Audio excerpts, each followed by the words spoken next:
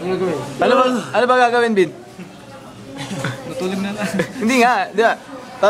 Kasi ano eh, di ko kasi alam kung paano ba gagawin. Kasi, kailangan tig sa 10, di ba? 10. Tapos, 100, i-divide mo sa 9. oh.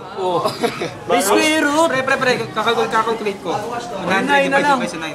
Tag-11. Di bang mali? By tens kasi to. Ay, may 10. Oo. Past present tense.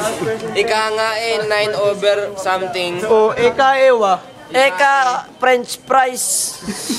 Ang tagal nyo naman, nakakasar naman kayo. Coke float ba? Nakakasaro eh. Kumain na tayo, Eka. Sunday na. Mali, ang French fries ay nagmula sa...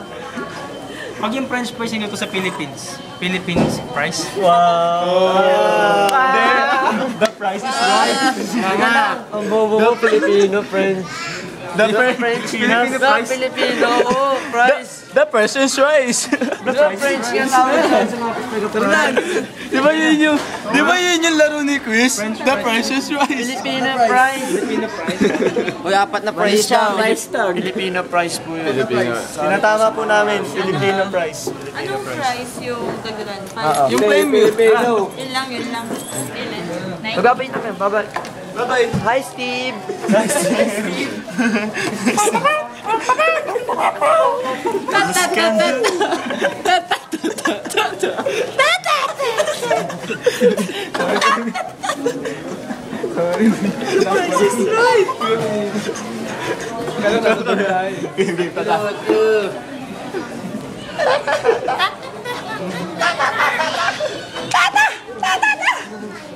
Tao.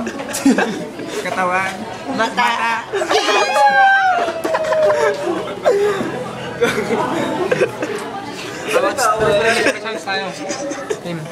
Post mo natin ba